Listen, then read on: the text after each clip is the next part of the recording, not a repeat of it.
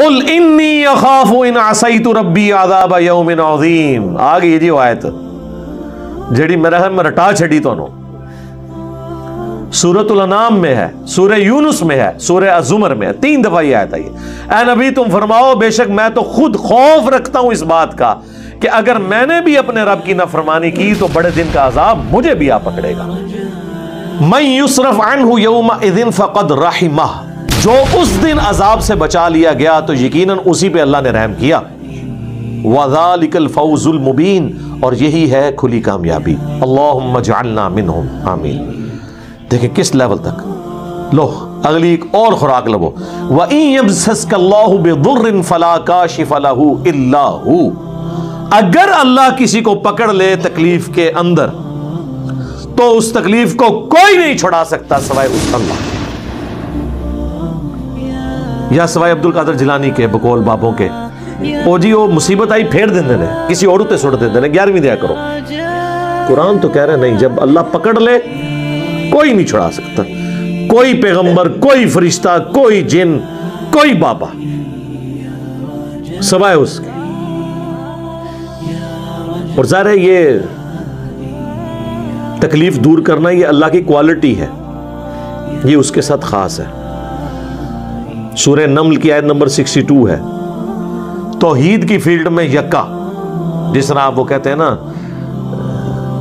تاش کی لینگویج میں، اَمَّن يُجِيبُ الْمُضْطَرَّ اِذَا دَعَا، بھلا بتاؤ تو کون ہے جو مصیبت میں گھرے ہوئے شخص کی فریاد کو سنتا ہے. وَيَكْشِفُ السُّوءَ، اور اس کی تکلیف اس سے دور کر دیتا ہے. وَيَجْعَلُكُمْ خُلَفَاءَ الْأَرْضِ، اور تمہیں خلیفہ کرتا ہے اگلوں کا زمین پر. یعنی جب تمہارے آباء و اجداد مرتے ہیں تو تم، تمہارے مرنے کے بعد تمہاری اولاد، سب ایک ایک کر کے مر رہے ہیں. اللہ جو ہے وہ زندہ ہے، ایک ایک کر کے وہ آنے والی نسلوں کو زمین کا مالک بناتا جاتا ہے. اصل مالک کون ہے؟ اللہ. اِلَٰهٌ مَّعَ اللَّهِ، کیا اللہ کے ساتھ کوئی اور الہ بھی ہے جس کی یہ کوالٹیز ہوں؟ قلیلا ما تذکرون، لیکن نصیحت بہت کم ہی حاصل کرتے ہو. کون سی کوالٹی؟ تکلیف اور پریشانی میں گھرے ہوئے شخص کی فریاد کو سننا، یہ اللہ کی کوالٹی ہے. تو یہاں پہ بھی آیا کہ اگر اللہ کسی کو پکڑ لے تکلیف کے ساتھ تو اسے کوئی دور نہیں کر سکتا سوائے اس کے. اے نبی تم فرماؤ کہ مجھے تو قرآن اس لیے وہی ہوا ہے کہ اس کے ذریعے میں تمہیں ڈر سناؤں، تبلیغ اس کے ذریعے کروں، اور جس تک بھی یہ پہنچ جائے. میری کوشش ہے جہاں تک پہنچ جائے تو یہ پہنچ جائے، یعنی وہ بھی اسی کے ذریعے آگے تبلیغ کرے.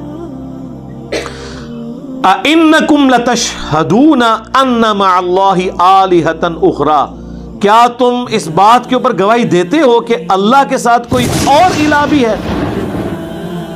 قُلْ لَا أَشْهَدُ، اے نبی تم فرماؤ میں تو اس طرح کی کوئی گواہی نہیں دیتا. قُلْ إِنَّمَا هُوَ إِلَٰهٌ وَاحِدٌ، اے نبی تم فرماؤ کہ وہ تو نہیں ہے مگر اکیلا یکتا الہ معبود. وَإِنَّنِي بَرِيءٌ مِّمَّا تُشْرِكُونَ، اور میں اعلان برات کرتا ہوں ہر اس ہستی سے جسے تم اللہ کے ساتھ شریک کراتے. میرے بھائی میٹھی میٹھی باتیں تو ہو ہی نہیں سکتی نا. قرآن تو پھر کڑوی بات کرتا ہے. قرآن صرف توحید بیان نہیں کرتا، جو توحید کے مقابلے پہ طاغوت ہے اس کی نفی بھی کرتا ہے. وَيَوْمَ نَحْشُرُهُمْ جَمِيعًا، اور قیامت کے دن ان سب لوگوں کو ہم اکٹھا کریں گے. ثُمَّ نَقُولُ لِلَّذِينَ أَشْرَكُوا، پھر ہم کہیں گے ان سے جو شرک کیا کرتے تھے، أَيْنَ شُرَكَاؤُكُمُ الَّذِينَ كُنْتُمْ تَزْعُمُونَ، کہاں ہیں بھئی تمہارے شریک جن کے بارے میں تمہیں بڑا زوم تھا تمہیں بچا لیں گے اللہ کے مقابلے پر.